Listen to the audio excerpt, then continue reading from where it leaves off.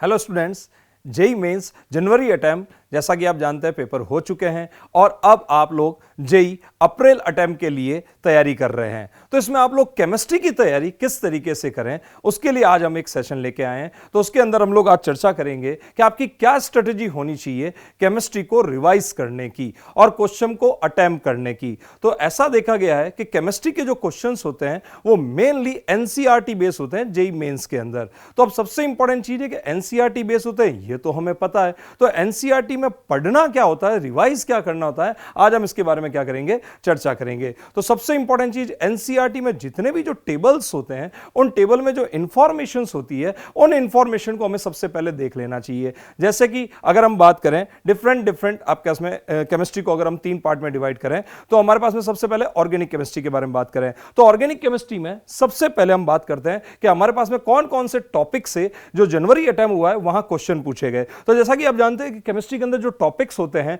उनके अंदर nomenclature, electronic displacement, isomerism, ये सारे टॉपिक्स आपको दिखाई दे रहे हैं। इनमें जो मेनली जो क्वेश्चंस पूछे गए अगर हम बात करें जनवरी अटेम्प्ट की तो वहां पर जो हमारे पास में केमिस्ट्री इन एवरीडे लाइफ जो कि हमारे पास में मेंस का फेवरेट पार्ट होता है उसके अंदर 11 क्वेश्चंस जो है वो आपके पास में जनवरी अटेम्प्ट के अंदर पूछे गए। उसके बाद में अगर हम बात करें सबसे ज्यादा क्वेश्चन जो 14 क्वेश्चंस हैं वो हमारे पास में कार्बोक्सिलिक एसिड और अमाइन वाले पार्ट से क्या किए गए, आपके इसमें पूछे गए 14 क्वेश्चंस टोटल। ठीक है, उसके बाद में अगर हम लोग और बात करें तो हमारे पास में हैलोजन डेरिवेटिव्स जो हैं उसके अंदर 11 क्वेश्चन पूछे गए। यानी अगर देखा जाए तो हमारे पास में जो मेन टॉपिक्स होते हैं bio molecule, chemistry in everyday life और आपका इसमें पॉलीमर्स, उन सब से भी हमारे पास में कुछ क्वेश्चन पूछे गए। अब ये तो वो क्वेश्चन है जो हमारे पास में पूछे जा चुके हैं। ठीक है, अब उनमें अगर हम बात करें तो हमारे पास में उसमें 11th का क्या वेटेज था और 12th का क्या वेटेज था। तो उनमें अगर हम 11th की बात करें तो 11th क्लास के 29 टोटल क्वेश्चन पूछे गए और 12th क्लास के 78 क्वेश्चन जो है वो हमारे पास में पूछे गए, जैसा कि आप स्लाइड के अंदर क्या कर पा रहे हैं, देख पा रहे हैं। ठीक है, ये तो हुई हमारे प्रीवियस एग्जाम की बात जिसके अंदर हमारे पास में इजी क्वेश्चन 47 थे और जो मीडियम क्वेश्चन थे वो 55 थे और अगर हम बात करें टफ क्वेश्चन वो केवल कितने थे, 7 क्वेश्चंस थे। ठीक है, अब अगर हम बात करें ये तो प्रीवियस एग्जाम में पूछे गए क्वेश्चन है। जो आने वाला एग्जाम है अप्रैल अटेम्प्ट उसमें हम ऑर्गेनिक केमिस्ट्री को किस तरीके से रिवाइज करें। तो मैं ये कहना पसंद करूंगा कि सबसे पहला काम आपके जो नोट्स हैं उनको आप अच्छे से क्या कर लें, अच्छे से रिवाइज कर लें। उसके बाद में जो एनसीईआरटी है उस एनसीईआरटी में जो लास्ट चैप्टर है ऑर्गेनिक केमिस्ट्री का, केमिस्ट्री इन एवरीडे लाइफ, उसमें जितने भी जो स्ट्रक्चर्स दे रखे हैं उन स्ट्रक्चर को आप 2-3 बार क्या करें, हाथ से बना लें। क्योंकि हाथ से बनाने से हमारे पास में कॉन्फिडेंस क्या हो जाता है, उसमें बढ़ जाता है और उन सारी स्ट्रक्चर को क्या करें, अच्छे से क्या कर लें, रिवाइज कर लें। क्योंकि इन पर अगर कोई क्वेश्चन आता है और अगर आपको स्ट्रक्चर याद होता है तो आप इमीडिएट क्या कर सकते हैं, उसका आंसर क्या कर सकते हैं, आपके इसमें दे सकते हैं, उसमें समय नहीं लगता है। बिल्कुल ऐसा ही एक चैप्टर है पॉलीमर। पॉलीमर केमिस्ट्री में भी आपको क्या करना होता है, सारी की सारी जो पॉलीमर की जो टेबल दे रखी है उसमें कौन सा मोनोमर है, कौन सा पॉलीमर है और उसका यूज क्या है, उसको एक बार आपको अच्छे से क्या कर लेना चाहिए, देख लेना चाहिए। उसके बाद में अगर हम बात करें तो बायो मॉलिक्यूल वाला जो टॉपिक है उसके अंदर डीएनए आरएनए जो है, उस डीएनए आरएनए के अंदर हमारे पास में राइबोस, डीऑक्सीराइबोस, इनकी जो स्ट्रक्चर्स होती है वो देख लेनी चाहिए। एडेनिन, ग्वानिन, साइटोसिन, यूरेसिल, इनकी स्ट्रक्चर देख लेनी चाहिए। अभी अगर हम बात करें जो हमारे पास में जनवरी अटेम्प्ट हुआ, हालांकि उन्होंने स्ट्रक्चर दे दी थी, यूरेसिल का स्ट्रक्चर दिया और उस यूरेसिल का स्ट्रक्चर देख करके थोड़ा फिजिकल केमिस्ट्री का उसमें एंगल दे दिया। यूरेसिल का स्ट्रक्चर देख करके उसमें नाइट्रोजन का उन्होंने क्या पूछ लिया था, मास परसेंटेज क्या कर लिया था, पूछ लिया था। यानी कि आजकल आईआईटी क्या कर रहा है, नए नए एक्सपेरिमेंट कर रहा है। एक ऑर्गेनिक का कंपाउंड उठाता है और उसमें थोड़ा सा मोल कांसेप्ट, मास परसेंटेज, थोड़ी सी फिजिकल केमिस्ट्री लगा करके और क्या कर लेता है, क्वेश्चन आपसे क्या कर लेता है, पूछ लेता है। तो इस तरह के क्वेश्चन की भी हमारी क्या होनी चाहिए, प्रैक्टिस होनी चाहिए। अब अगर हम बात करें हमारे पास में ऑर्गेनिक केमिस्ट्री में और कौन सा जो टॉपिक है जो एनसीईआरटी से हमें अच्छे से क्या कर लेना चाहिए, देख लेना चाहिए। तो मैं कहूंगा 11th क्लास की जो एनसीईआरटी है उसके अंदर हमारे पास में प्योरिफिकेशन वाला जो टॉपिक है उसके अंदर जेल्डाल, ड्यूमा, कैरियस, ये जो मेथड है इनको भी हमें क्या कर लेना चाहिए, अच्छे से देख लेना चाहिए। और क्रोमेटोग्राफी जो है उस क्रोमेटोग्राफी वाले पार्ट को भी हमें अच्छे से क्या कर लेना चाहिए, देख लेना चाहिए। क्योंकि ये ऐसे टॉपिक है कि हम इनको बस एक बार अच्छे से क्या कर लें, आपके इसमें देख लें और अगर हमारे पास में कोई क्वेश्चन आता है तो हम इजीली उसको क्या कर सकते हैं, टिक लगा के और पूरे में से पूरे नंबर ले सकते हैं। ये तो वो पार्ट हुआ जो कि हमारे पास में इंफॉर्मेटिव पार्ट था। अब अगर हम बात करें करें ऑर्गेनिक केमिस्ट्री के अंदर जो पिछले पेपर हुए हैं उनको देखते हुए, जो हमारे पास में क्वेश्चन जो थे वो रिएक्शन मैकेनिज्म बेस्ड भी इस बार अच्छे क्वेश्चन पूछे गए, जिसके अंदर aldol reaction followed by cyanohydrin formation followed by hydrolysis and heating effect का एक क्वेश्चन पूछा गया, जो जेई एडवांस 2008 के अंदर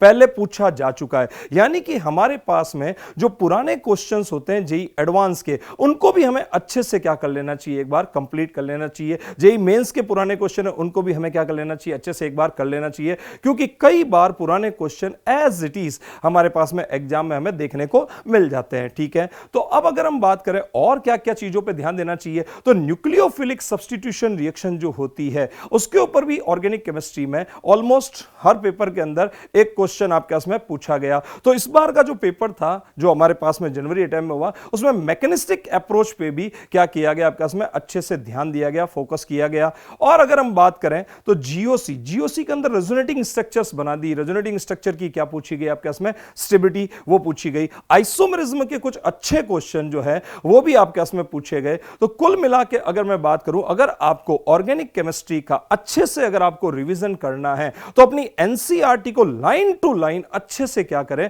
रिवाइज करें, और उसके बाद में आप क्या करें, अपने नोट्स जो हैं उनको अच्छे से क्या करें, रिवाइज करें। और जितने भी जो रिएजेंट्स होते हैं ऑक्सीडेशन के और रिडक्शन के, वो सारे रिएजेंट, KMnO4 क्या करता है, K2Cr27 क्या करता है, PCC क्या करता है, कॉलिंस रिएजेंट क्या करता है, जॉन्स रिएजेंट क्या करता है, ये सारी चीजें भी एक बार अच्छे से क्या करें, देख ले। Lithium aluminium hydride, sodium borohydride, DIBAL H, nickel platinum palladium S2, Clemmensen, Wolff Kishner, इन रिएजेंट को भी अच्छे से क्या कर लेना चाहिए, देख लेना चाहिए। ठीक है, अगर हम बात करें एरोमेटिक केमिस्ट्री की, तो एरोमेटिक केमिस्ट्री के थोड़े क्वेश्चन जो हमारे पास में जनवरी अटेम्प्ट था उसमें कम थे, लेकिन प्रीवियस ईयर्स की अगर हम बात करें उनमें एरोमेटिक केमिस्ट्री से भी अच्छे खासे क्वेश्चन पूछे जाते रहे हैं। तो हमें एरोमेटिक वाला चैप्टर है उससे भी क्या कर लेना चाहिए, अच्छे से क्या कर लेना चाहिए, रिवाइज कर लेना चाहिए। 3 टॉपिक ऑर्गेनिक केमिस्ट्री में बहुत इंपॉर्टेंट होते हैं, एक एरोमेटिक केमिस्ट्री, एक बायोमोलिक्यूल और एक कार्बोनाइल कंपाउंड्स। कार्बोनाइल कंपाउंड में एल्डोल, कैनिजारो, पर्किन, ये जो 3 इंपॉर्टेंट रिएक्शंस होती है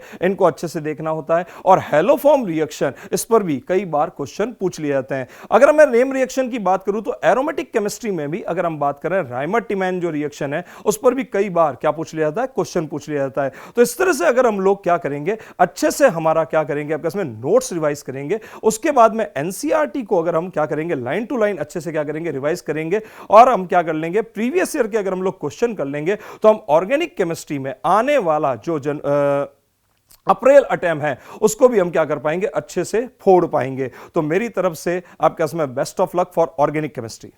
अब बात करते हैं इनऑर्गेनिक केमिस्ट्री की। इनऑर्गेनिक केमिस्ट्री जो होता है वो भी एक आसान सब्जेक्ट होता है जिसमें पूरे में से पूरे मार्क्स लाए जा सकते हैं, और अगर आप अपनी एनसीईआरटी को अच्छे से क्या कर लें, आपके इसमें रिवाइज कर लें, तो उसमें हमारे पास में मार्क्स क्या हो जाएंगे, अच्छे से आपके इसमें ऑब्टेन हो जाएंगे। फिर उसके बाद में अगर हम बात करें तो यहां भी अगर आप बात करें तो पुराने जो जेईई मेंस के जो क्वेश्चंस हैं उनको आपको क्या कर लेना चाहिए, अच्छे से रिवाइज कर लेना चाहिए। जैसा कि हम बात करें जनवरी अटेम्प्ट के अंदर अगर हम बात करें तो इन टॉपिक से हमारे पास में सवाल पूछे गए। उसमें ब्लॉक केमिस्ट्री जो है, उस ब्लॉक केमिस्ट्री के ऊपर आपके इसमें अच्छे क्वेश्चन पूछे गए। अगर हम बात करें एस ब्लॉक की, तो एस ब्लॉक के अंदर अगर हम बात करें, एक मिनट, अगर हम बात करें तो एस ब्लॉक के अंदर अगर हम बात करें तो हमारे पास में कितने क्वेश्चन पूछे गए, 18 क्वेश्चन जो है वो एस ब्लॉक की केमिस्ट्री से क्या आपके इसमें पूछे गए। पी ब्लॉक से भी हमारे पास में अच्छे खासे क्वेश्चन पूछे गए, और हमारे पास में जो कोऑर्डिनेशन केमिस्ट्री जो होती है, जो कि JEE Mains as well as JEE advance का फेवरेट पार्ट होता है, उससे भी अच्छे क्वेश्चन जो है वो आपके इसमें पूछे गए। ठीक है, अब अगर हम बात करें सॉल्ट एनालिसिस में, जनरली जेईई मेंस में क्वेश्चन कम पूछे जाते हैं, लेकिन जनवरी अटेम्प्ट में अगर हम बात करें तो यहां भी हमारे पास में अच्छे खासे क्वेश्चन जो है वो किसके अंदर पूछे गए, आपके में सॉल्ट एनालिसिस पे पूछे गए। एनवायरमेंटल केमिस्ट्री बिल्कुल केमिस्ट्री इन एवरीडे लाइफ की तरह हमारे पास में टॉपिक है, जिसे हमें क्या कर लेना चाहिए, एक बार अच्छे से क्या कर लेना चाहिए, देख लेना चाहिए। और यहां पर अगर हम बात करें तो वेरियस जो पॉल्यूशन होते हैं, सॉइल पॉल्यूशन हो गया, आपके पास में एयर पॉल्यूशन हो गया, कौन कौन से मेटल की क्या पीपीएम के अंदर कंसंट्रेशन होगी जिससे हमारे पास में पॉल्यूशन होगा, और इसमें क्या कहते हैं वाटर में जो पॉल्यूशन होगा वो चीज़ देख लेनी चाहिए। ओजोन की केमिस्ट्री जो है, ओजोन की स्प्लिटिंग है, उसे हमें क्या कर लेना चाहिए, अच्छे से क्या कर लेना चाहिए, देख लेना चाहिए। तो वहाँ एनवायरमेंटल केमिस्ट्री भी एक ऐसा टॉपिक, इसकी आप एक रीडिंग लगा लें और उसमें जो क्वेश्चन आएगा उसको आप इमीडिएट क्या कर सकते हैं, टिक लगा के पूरे में से पूरे मार्क्स क्या कर सकते हैं, ले सकते हैं। अब अगर हम बात करें तो हमारे पास में जो कोऑर्डिनेशन केमिस्ट्री है, उस कोऑर्डिनेशन केमिस्ट्री के अंदर अगर हम बात करें तो प्राइमरी वैलेंसी, सेकेंडरी वैलेंसी और हमारे पास में आइसोमेरिज्म और इस तरह के जो क्वेश्चन है वो आपके सामने पूछे गए, जो कि बहुत ही आसान क्वेश्चन होते हैं। उनमें आप पूरे में से पूरे मार्क्स ला सकते हैं। अपने नोट्स अच्छे से रिवाइज कर लें और एनसीईआरटी में क्या करें, आपके इसमें एक बार गो थ्रू हो जाए। और अगर हम बात करें यहां पर, तो इसके अंदर इनऑर्गेनिक केमिस्ट्री के अंदर जो रिएजेंट्स की जो केमिस्ट्री होती है, जो कि हम सॉल्ट एनालिसिस के अंदर यूज में लेते हैं, जैसे H2SO4 हो गया, HNO3 हो गया,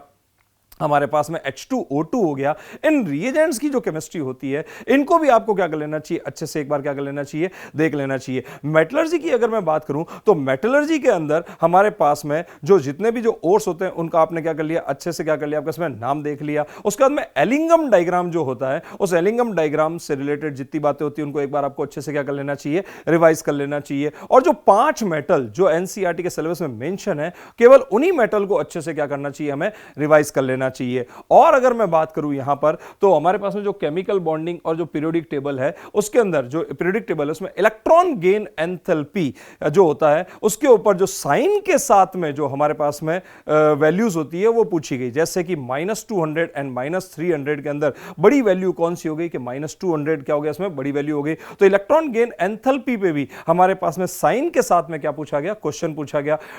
डाइपोल मोमेंट की अगर हम लोग बात करें तो डाइपोल मोमेंट का जो जनरल कन्वेंशन होता है फिजिक्स के अकॉर्डिंग अगर हम बात करें, तो पॉजिटिव पोल की तरफ हमें क्या किया जाता है, इसमें डाइपोल की डायरेक्शन को क्या किया जाता है, इसमें दिखाया जाता है। तो जो एनसीईआरटी में लिखी हुई बात है उसी पर हमारे पास में असर्जन रीजन बना के क्या पूछा गया, क्वेश्चन पूछा गया। यानी अगर हम बात करें इनऑर्गेनिक केमिस्ट्री में भी अगर आप देखें तो एनसीईआरटी को लाइन टू लाइन अगर हम अच्छे से क्या कर ले, आपके इसमें रिवाइज कर ले और हमारे जो नोट्स हैं उनको अगर हम अच्छे से देख ले और प्रीवियस ईयर के जो क्वेश्चन है जेईई मेंस के और जेईई एडवांस के, अगर हम उनकी अच्छी क्या करें, प्रैक्टिस करें, तो इस सब्जेक्ट में भी हम क्या कर सकते हैं, इनऑर्गेनिक में भी हम क्या कर सकते हैं, पूरे में से पूरे मार्क्स क्या कर सकते हैं, ला सकते हैं। और समय यहां पर क्या लगता है, कम लगता है, क्योंकि ये इंफॉर्मेटिव है। तो अगर हमें इंफॉर्मेशन याद होगी तो हम इमीडिएट क्या करेंगे, आपके इसमें क्वेश्चन को क्या करेंगे, टिक करेंगे और पूरे में से पूरे क्या कर लेंगे, मार्क्स ले आएंगे। अब अगर हम और बात करें तो हमारे पास में यहां पर 11th का क्या वेटेज रहा और 12th का क्या वेटेज रहा, तो 11th क्लास से यहां पर 67 क्वेश्चन पूछे गए और 12th क्लास की अगर बात की जाए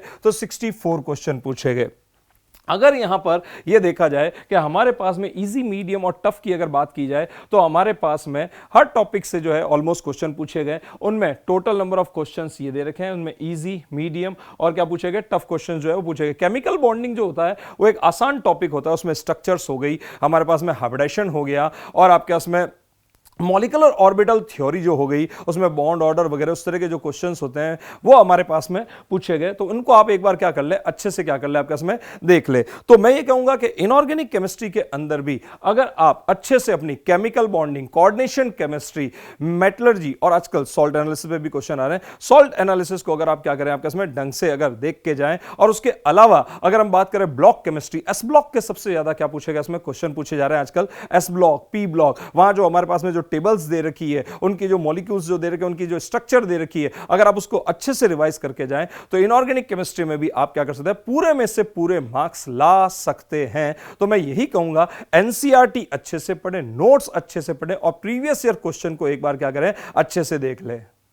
तो अब बात करते हैं फिजिकल केमिस्ट्री की। तो फिजिकल केमिस्ट्री भी एक आसान सब्जेक्ट है, बट ये न्यूमेरिकल बेस जो होता है वो ज्यादा होता है। और मेनली जब हम लोग जेईई मेंस देखते हैं तो जेईई मेंस के अंदर जो सेकंड पार्ट होता है उसके अंदर इसके न्यूमेरिकल्स मैक्सिमम टाइम क्या होता है, इसमें पूछे जाते हैं और 10 में से आपको 5 क्या करने होते हैं, वहां पे क्वेश्चन करने होते हैं।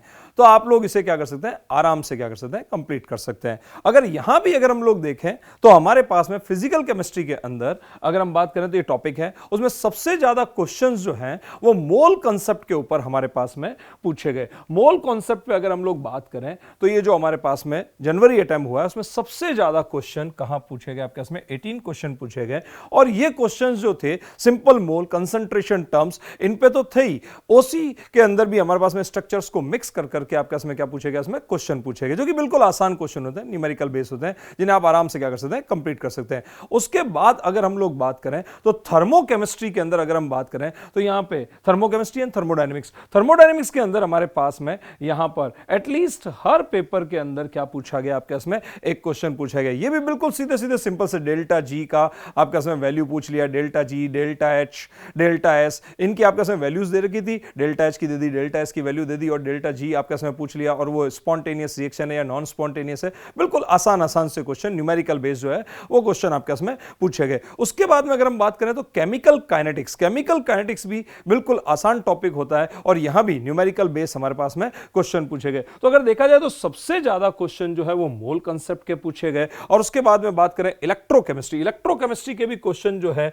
वो ऑलमोस्ट हर पेपर के अंदर आपके इसमें पूछे गए। 14 क्वेश्चन पूछे गए, काइनेटिक्स के क्वेश्चन हमारे पास में पूछे गए, सॉलिड स्टेट के क्वेश्चन पूछे गए और अगर हम बात करें तो हमारे पास में लिक्विड सॉल्यूशन, थर्मोडायनेमिक्स, इनके क्वेश्चन यहां पे पूछे गए। अब इंपॉर्टेंट चीज है, यहां भी एक टॉपिक ऐसा है जिसका नाम है सरफेस केमिस्ट्री। ये टॉपिक भी बिल्कुल एनसीईआरटी बेस्ड टॉपिक है। इसके लिए आपको क्या करनी चाहिए, एनसीईआरटी में जितना भी सरफेस आपके इसमें केमिस्ट्री है उसको आपको क्या कर लेना चाहिए, अच्छे से पढ़ के और क्या कर लेना चाहिए, रिवाइज कर लेना चाहिए। यहां जो क्वेश्चन आते हैं वो क्वेश्चन इंफॉर्मेटिव बेस होते हैं। उस इंफॉर्मेशन को अगर आपको याद होगी तो आप उसमें क्या करेंगे, सीधा टिक करके पूरे में से पूरे मार्क्स क्या कर लेंगे, आपके इसमें गेन कर लेंगे। तो ये हमारे पास में फिजिकल केमिस्ट्री के अंदर जो क्वेश्चन पूछे गए उनका एनालिसिस हुआ। अगर हम बात करें यहां पर 11th क्लास से कितने और 12th क्लास से कितने क्वेश्चन पूछे गए, तो मैं कहूंगा 11th क्लास से 61 क्वेश्चन हमारे पास में आए और 12th क्लास से जो है हमारे पास में 55 क्वेश्चन आए। ये सारा मैं एनालिसिस जो आपको बता रहा हूं वो आपका इसमें जेई मेंस जनवरी अटेम्प्ट का बता रहा हूं, ठीक है।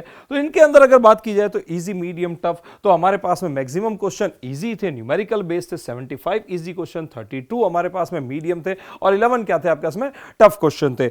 Mainly physical chemistry numerical based होती है, तो न्यूमेरिकल के जो क्वेश्चन होते हैं तो उनकी प्रैक्टिस के लिए आपको क्या कर लेना चाहिए, सबसे पहले जेई मेंस और जेई एडवांस के पुराने जो क्वेश्चन होते हैं उनको आपको क्या कर लेना चाहिए, कंप्लीट कर लेना चाहिए, अपने नोट्स पढ़ने चाहिए और एनसीईआरटी के पीछे जो क्वेश्चन दे रखे हैं उनको भी आपको क्या कर लेना चाहिए, कंप्लीट कर लेना चाहिए। लेकिन हमारे पास में फिजिकल केमिस्ट्री एक आसान टॉपिक है जिसके अंदर पूरे में से पूरे मार्क्स आप क्या कर सकते हैं, इजी ला सकते हैं, कोई दिक्कत वाली बात है नहीं। और अगर आपको कोई क्वेश्चन टफ लगे तो उसके अंदर आप क्या कर सकते हो, जो सेकंड पार्ट होता है उसमें 10 क्वेश्चन के चॉइस होती है, उसमें से आपको 5 अटेम्प्ट करने होते हैं। तो आपको क्या करना चाहिए, अगर कोई टफ लगे तो उसमें आप ओसी और आईओसी का क्वेश्चन भी क्या कर सकते हो, कंप्लीट कर सकते हो।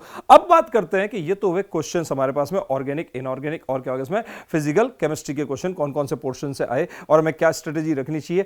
इंपॉर्टेंट चीज, जनरली हमारे पास में मैथ्स का पेपर होता है वो क्या था, टफ आता है। लेकिन यहां देखने को मिला है कि केमिस्ट्री का पेपर भी इस बार अच्छे खासे लेवल का आया और उसके अंदर हमारे पास में बढ़िया बढ़िया क्वेश्चन पूछे गए। तो मेरा ये कहना है कि आप लोग अच्छे से क्या करें, आपके इसमें एनसीईआरटी बेस्ड मैक्सिमम आपसे क्वेश्चन पूछे गए, लाइन टू लाइन एनसीईआरटी की उठा के और क्या कर ली गई, आपके इसमें असर्जन रीजंस बना दिए गए। तो एनसीईआरटी को थॉरोली आपको क्या करना चाहिए, अच्छे से क्या कर लेना चाहिए, पढ़ लेना चाहिए। जेई मेंस, जेई एडवांस के क्वेश्चन को क्या कर लेना चाहिए, रिवाइज कर लेना चाहिए और उसके बाद में अपने नोट्स को अच्छे से देख लेना चाहिए और उसके बाद में आप अपने पेपर को क्या कर सकते हैं, फोड़ सकते हैं। तो मेरी तरफ से इतना ही। Best of luck for April attempt.